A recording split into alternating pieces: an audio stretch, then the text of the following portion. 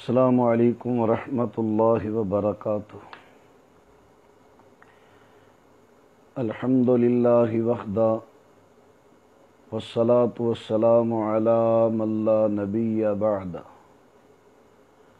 اما بعد فاعوذ باللہ السمیع العلیم من الشیطان الرجیم۔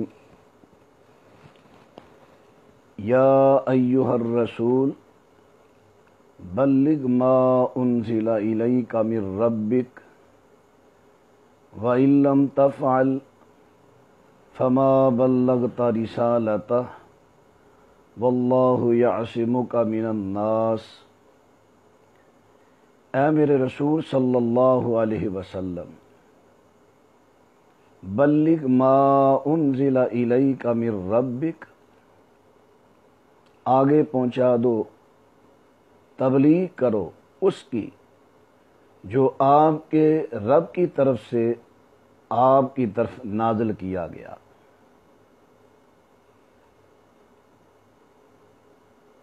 وَإِن لَّمْ تَفْعَلْ فَمَا بَلَّغْتَ رِسَالَتَهُ، اگر آپ نے اللہ کی طرف سے نازل کیا ہوا دین، منزل من اللہ پیغامات آگے نہ پہنچائے تو آپ نے رسالت کا حق ادا نہ کیا۔ معزز سامعین حضرات،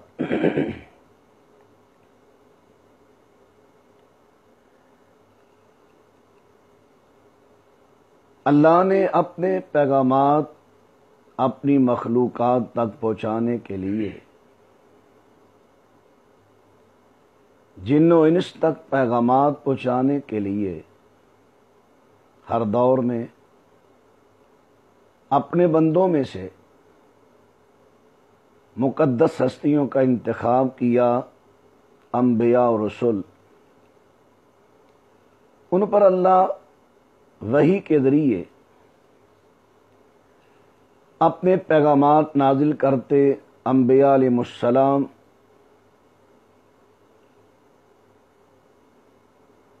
بڑی دلجمی سے اس کو آگے پہنچانے کی ڈیوٹی سر انجام دیتے۔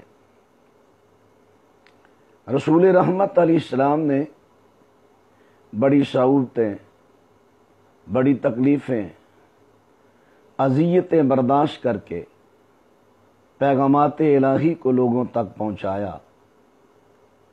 زندگی کے آخری مہینے تھے تو رسول اللہ علیہ السلام نے صحابہ کرام سے پوچھا، کیا میں نے اللہ کے پیغام آپ تک پہنچا دیے؟ صحابہ کرام رضوان اللہ علیہم اجمعین نے بیک زباں کہا، کیوں نہیں، آپ نے اللہ کے پیغامات ہم تک پہنچانے کا حق ادا کر دیا۔ رسول اکرم صلی اللہ علیہ وسلم یہ ڈیوٹی نبھا کر دنیا سے رخصت ہو گئے۔ اب حضرت کے بعد یہ ذمہ داری علماء کرام پر ہے۔ صحابہ کرام رضوان اللہ علیہ اجمعین جنہوں نے جتنا علم حضرت سے سیکھا، آگے پہنچایا، صحابہ کرام سے تابعین نے، ان سے تبع تابعین نے جتنا علم سیکھا آگے پہنچایا، محدثین نے ان لوگوں سے علم سیکھا، پھر ان کی کتابیں مدون فرمائیں، احادیث کو، آثار کو انہوں نے جمع فرمایا۔ سب اپنی اپنی ڈیوٹی نبھا کر گئے۔ اللہ سب کے درجات بلند فرمائے۔ تو یہاں میں جو عرض کرنا چاہتا ہوں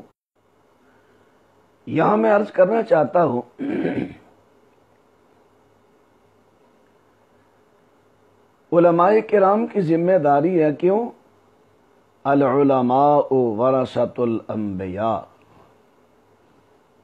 علماء انبیاء کے وارث ہیں، اور انبیاء علیہ السلام کا ورثہ درم و دینار نہیں،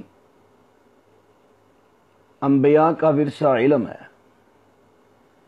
علماء کرام کی اب ذمہ داری ہے کہ جو منزل من اللہ علم اس کو آگے پہنچائیں۔ علم کی ہم دو قسمیں کریں گے، علوم اصلیہ اور علوم عالیہ۔ علوم اصلیہ قرآن، حدیث اور لغت العرب، جس لغت میں قرآن اللہ نے نازل کیا، یہ ہے علوم اصلیہ۔ اب بلغ ما انزل الیک من ربک، آگے کن علوم کو پہنچانا ہے؟ ما انزل الیک من ربک، جو اللہ کی طرف سے نازل کیے گئے، ان علوم کو آگے پہنچانا ہے۔ وہ کیا ہے؟ قرآن اور حدیث۔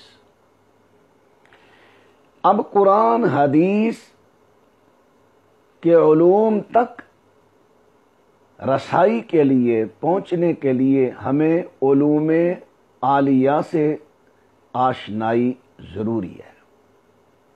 علوم عالیہ، اعلیٰ سے عالیہ، صرف، نحو، فصاحت و بلاغت، علم البیان، علم البدیع، فلسفہ، منطق وغیرہ علوم و فنون،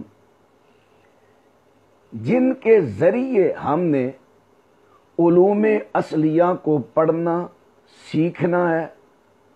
پھر اس کو پڑھنے کے بعد بلغ ما انزل الیک من ربک،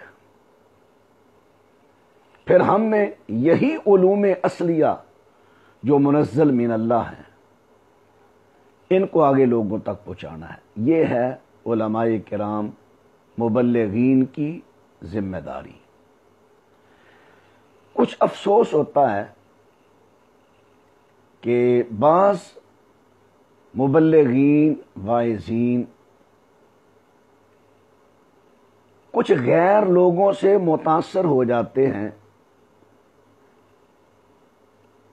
گردانوں میں یا الفاظ میں، فلاں مکربڑا الفاظ، فلاں کے بڑے الفاظ۔ اب کیا کرتے ہیں؟ اختراعی چیزوں کی تبلیغ کرنی شروع کر دیتے ہیں۔ مثلا کسی نے کہا الف یہ کہتا ہے، با یہ کہتا ہے، تا یہ کہتا ہے، ثا یہ کہتا ہے، جیم یہ، ہا یہ، اخا یہ کہتا۔ ہمارے اہل حدیث مبلغین جن کے پاس قرآن و سنت کی الحمدللہ وافر دولت ہے، صرف تھوڑی سی کوشش کر کے پڑھنے کی ضرورت ہے۔ یقین جانیے قرآن و حدیث اتنا گہرا سمندر ہے، جب بھی آپ اس میں غوطہ زن ہوں گے، آپ کو نئے سے نیا پوائنٹ، نئی سے نئی چیز، نیا سے نیا موتی آپ کو ملے گا۔ میں کہتا ہوں، آپ کیوں اختراعی علوم سے، اختراعی چیزوں سے متاثر آپ کیوں ہو گئے؟ انہی چیزوں کو مد نظر رکھتے ہوئے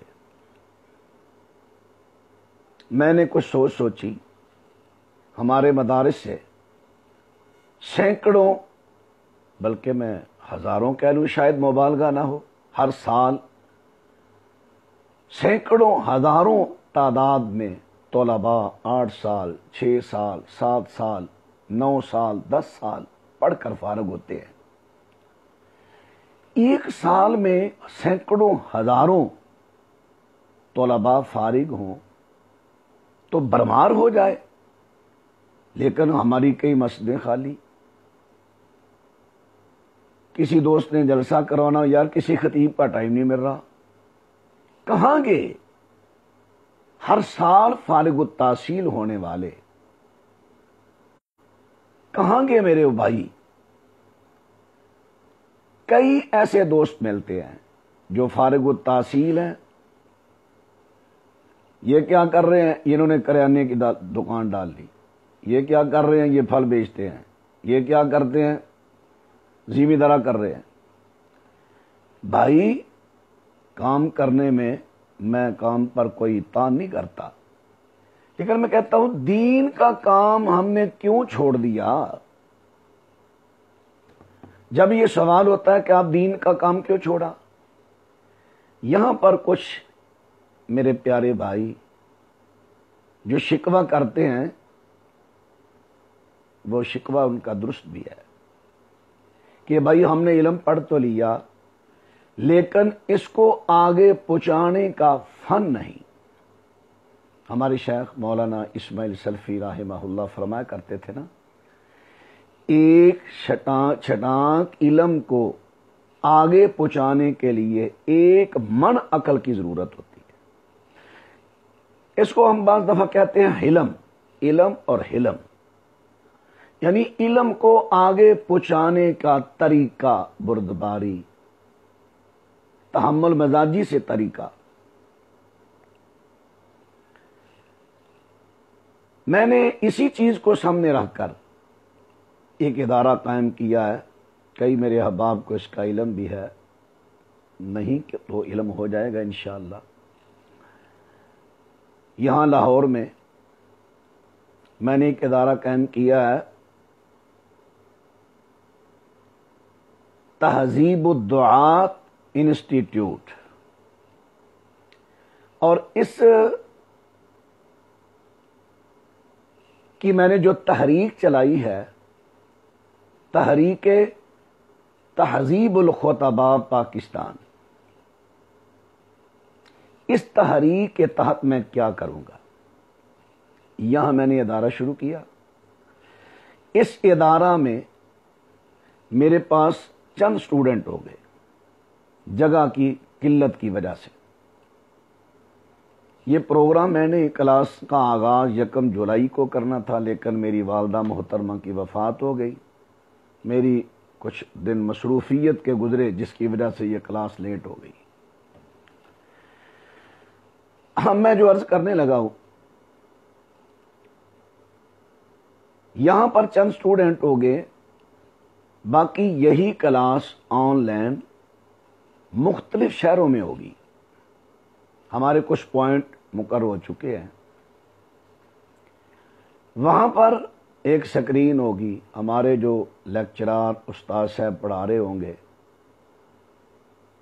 بیک وقت تمام پوائنٹ پر بیٹھ کر فارغ التحصیل علماء جو اپنے علاقہ جات میں مساجد میں خدمت کر رہے ہیں، خطبہ دیتے ہیں، نمازیں پڑھاتے ہیں، وہ صبح نماز پڑھائیں، بچے پڑھائیں، ناشتہ کریں اور کلاس میں آ کر شامل ہو جائیں۔ پھر نماز ظہر کے سے پہلے فارغ ہوں، اپنی اپنی مساجد میں جا کر نماز ظہر پڑھائیں۔ ان کے فارغ وقت میں ہم ان کو کیا دیں گے، اب میں یہ آپ کو بتانے لگا ہوں۔ میں ایک چھوٹی سی مثال پیش کرنے لگا ہوں۔ مثلا ہم ایک کتاب شروع کریں گے، بلوغ المرام ہی لے لو۔ اب بلوغ المرام کو ہم نے کس طرح پڑھانا ہے؟ بلوغ المرام احکام کی کتاب ہے، اس کی 1 حدیث، 2 حدیث، 3 حدیث، ہم نے دوڑ نہیں لگانی کہ اس کے ہم نے 1 باب، 2 باب، 3 باب پڑھنے، نہیں، 1 حدیث، 2 حدیث، 3 حدیث۔ کس طرح پڑھیں گے؟ ہمارے استاد صاحب اس طرح پڑھائیں گے۔ 1 حدیث سب سے پہلے جو اس کا متن ہے اس پر صرف استعمال کرائیں گے، علم صرف، کہ یہاں پر سیغہ آیا ہے یضربون۔ میں ایک مثال دیتا ہوں، سیغہ آیا یضربون۔ اب تمام سٹوڈنٹ سے وہ ہمارے استاد سوال کریں گے، بھئی یضربون کون سا سیغہ ہے؟ भाई यज़रिबून फेल कौन सा है, बाब कौन सा है। अब ये सवाल करने पर तमाम स्टूडेंट जो पहले दरस निज़ामी में असातिज़ा से पढ़ चुके हैं उनको फौरन याद आएगा, हाँ हमने फलां वक्त ये कानून पढ़ा था। अब इल्म सर्फ का इस्तेमाल हुआ, अब आगे नहव। नहव इराबी तौर पर भाई यहां पर इस सीगा पर, इस लफ्ज पर जबर, फता, नसब क्यों आया। यहां पर इस लफ्ज पर, इसके आखिरी हरफ पर जम्मा, रफा यानी पेश क्यों आया। अब वो बताएगा इस वजह से यहां नहव भी हल हुई। हम ऐसा नहीं करेंगे कि आपको सर्फ नाप दोबारा पढ़ाएं कि किताबें ले लो, नहीं, जो आपने पढ़ा होगा उसी, क्योंकि पढ़ने के बाद इल्म फनून वगैरह जो होते हैं अक्सर भूल जाते हैं। जब वो हम पढ़ाते पढ़ाते याद कराएंगे, जब याद कराएंगे, पढ़ा तो पहले होगा, अब याद आने से वो पॉइंट बहुत याद होगा, इंशाल्लाह कम भूलेगा। इसी तरह भी यज़रिबून सीगा तो आपने बता दिया, फेल भी बता दिया, बाब भी बता दिया। अब इसका मादा निकालो। इसका मादा क्या है, ज़ुआद राबा ज़रब। अब लुगत भी हल होगी। अच्छा ज़रब, इसका माना सिर्फ मारना है, नहीं, चले उठाएं, अलमुंजद उठा लो, कामूस उठा लो, वहां से देखो इसका और क्या क्या माना है। अब इस तरह लुगत भी हल होगी। इसी तरह हदीस पर फसाहत, बलागत और दूसरे हत्ता के उसूल फिक़ह तक भी, यहां कुछ पॉइंट एक दिन में सब नहीं, एक एक, दो दो, तीन तीन, हर फन के पॉइंट उनको बताएंगे। किताबें आगे रह कर नहीं पढ़ाएंगे, बल्कि हमारे उस्ताद साहब खास खास जो पॉइंट हैं जिनकी जरूरत है उनको नोट कराएंगे कि ये लिख लो। वो अपनी कॉपियों पर उसे लिख लेंगे। जब लिख लिया, अब उसके बाद जब हदीस पढ़ी गई, ये तमाम कानून की रोशनियों में, फनून की रोशनियों में, अब उसके बाद हम कहेंगे ये बुलूगुल मराम में हाफिज इब्न हजर रहमहुल्लाह ये हदीस लाए हैं। ये असल किस किताब की हदीस है? सुनन तिरमिज़ी की है, सुनन नबी दाऊद की है, सुनन इब्न माजा की है, फलां की है, फलां की है। अच्छा, जो असल किताब है अपने लैपटॉप से वो किताब निकालें। अब वो किताब आ गई, अब वो असल हदीस आई, उसकी अब सनद पढ़ेंगे। सनद पर अब उसूल हदीस बताएंगे। आपको मालूम है ना, 10 ओयूब रावियों में, 10 ओयूब सनद में, 20 ओयूब में से एक ऐब आ जाए, इल्लत आ जाए तो रवायत ज़ईफ हो जाती है। अब उन ओयूब को तलाश करने का तरीका, ये फलां ऐब उसको कैसे तलाश करें, फलां ऐब कैसे तलाश करें, यानी अब मैं सादा अंदाज में कहता हूं, हदीस रवायत को सही और ज़ईफ पहचानने का तरीका, उसूल हदीस के पॉइंट भी इसी तरह हमारे उस्ताद साहब बताते जाएंगे।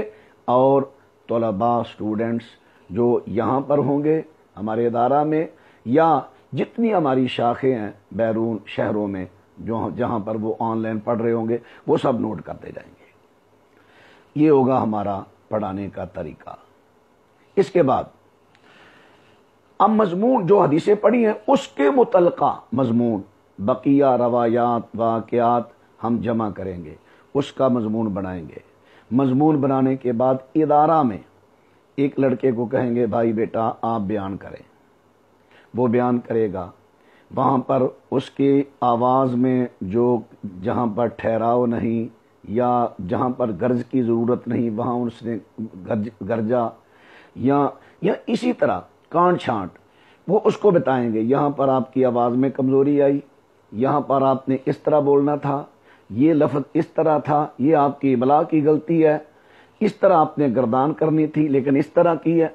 ये सब तरीका समझाएंगे इदारा में एक दफ़ा, फिर वही मजमून दूसरी दफ़ा बयान किया जाएगा। وہی لڑکا کرے گا دوسرے دن۔ اب پھر اس کی کانٹ چھانٹ ہوگی، جو کمی کمزوری ہوگی ادارہ میں، پھر اس کو تیسرے دن کہیں گے بیان کر۔ جب ہم دیکھیں گے اس مضمون پر ہمارے اسٹوڈنٹ کی روانگی ہوگی ہے، سپیکنگ ٹھیک ہے، اس کی مواد بھی اس نے اچھا لے لیا چھانٹی کر کے، اور اس نے سپیکنگ بھی ٹھیک ہے، اب ہم اس کے پروگرام بیرون ادارے سے باہر مساجد میں رکھیں گے دروس کی شکل میں، وہاں پر ہمارا وہ اسٹوڈنٹ 1 2 3 جتنے ہوں گے وہ بیان کریں گے۔ اسی طرح دوسرے علاقہ جات میں جو ہمارے پوائنٹ ہوں گے وہاں کے طلباء اپنے اپنے علاقہ میں وہ بیان کریں گے۔ جب ہم دیکھیں گے ان کے پاس کچھ مضامین آگے ہیں، ان کو کچھ اپنا الحمدللہ عبور ہو چکا ہے، پھر ہم ان کے پروگرام انشاءاللہ اشتہارات کے ذریعے مختلف شہروں میں ان کے پروگرام ہوں گے۔ مجھے امید ہے اس طریقہ سے انشاءاللہ ہم ممبر و محراب کو، مساجد کو، اسٹیج کو اس طریقہ سے انشاءاللہ پڑھے لکھے، سلجھے ہوئے، مہذب اور مؤثر گفتگو کرنے والے خطیب مہیا کر سکیں گے۔ یہ میں نے بڑا مختصر سا طریقہ بیان کیا ہے۔ انشاءاللہ جب دوسری دفعہ میں عرض کروں گا نا، پھر میں داعی یعنی مبلغ کی ذمہ داریاں، اس میں بڑی چیزیں بیان ہوں گی۔ ابھی جو میں نے عرض کیا ہے، اگر میرے علماء کرام، خطباء اعظام، مبلغین اعظام، ان کو کوئی اچھی تجویز ہو اس پروگرام کو بڑھانے کی، کامیاب کرنے کی، وہ برائے کرم کمنٹس میں یا اپنا مجھے نمبر وہ سینڈ کریں، میں پرسنل میں بات کر لوں گا، وہ مجھے تجویز سے ضرور آگاہ کریں۔ اللہ تعالیٰ ان کو جزائے خیر عطا فرمائے گا۔ اگر اس میں کوئی کمزوری ہے وہ بھی بتائیں، خوبی ہے وہ بھی بتائیں۔ ہمارا یہ پروگرام انشاءاللہ 3 اگست کو اللہ کی رحمت و فضل سے اس کا آغاز ہو جائے گا۔ اس پروگرام کلاس کا آغاز 3 اگست ہفتہ کے دن، یہ آئندہ جو ہفتہ آنے والا ہے، انشاءاللہ اللہ کے فضل و کرم سے اس کا آغاز ہو جائے گا۔ یہ ہے ہمارا پروگرام۔ تو میں پھر سے عرض کروں گا اپنے علماء، طلباء، مخلصین دوستوں سے کہ یہ کوئی مذاق نہیں، نہ ہم کسی سے مذاق کر رہے ہیں۔ میں تو میرے دل میں اللہ نے یہ درد ڈالا ہے کہ مفکر قسم کے لوگ، مفکر قسم کے خطباء جو دل میں ایک فکر لے کر نکلیں کہ ہمارا منس کیا تھا، ہم کدھر چل پڑے۔ میں اللہ کی قسم نہ کسی پر تنقید کرتا ہوں، نہ میرا صرف ایک منہجی فکر ہے میرا، وہ فکر آگے، وہ فکر لے کر نکلا ہوں کہ جو ہمارا اصل منہج تھا، ہمارے مبلغین، علماء، خطباء اسی منہج پر آ کر تبلیغ کریں تاکہ جو علوم اصلیہ ہے وہ لوگوں تک پہنچیں، یعنی منزل من اللہ علوم آگے پہنچائے جائیں۔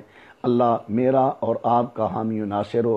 یہاں ایک بات میں چھوٹی سی اور بھی عرض کر دوں ضمناً، ہمارے بعض خطباء اعظام جو ان کی ضرورتیں ہوگی نا، مثلا خطیب ہے 15 منٹ 20 منٹ آدھا گھنٹہ بولا، اس کا گلا خشک ہو گیا، ہم انشاءاللہ 15 دن بعد یا مہینہ بعد اپنے مخلص اطباء میں سے کسی طبیب کو بلائیں گے، وہ اسی طرح جیسے میں یہاں بیان کر رہا ہوں نا، اسی طرح وہ آن لائن بیان کریں گے، اور یہ ہمارا پروگرام فیس بک پر بھی انشاءاللہ چلایا جایا کرے گا لائیو، صبح 8 سے 12 بجے تک۔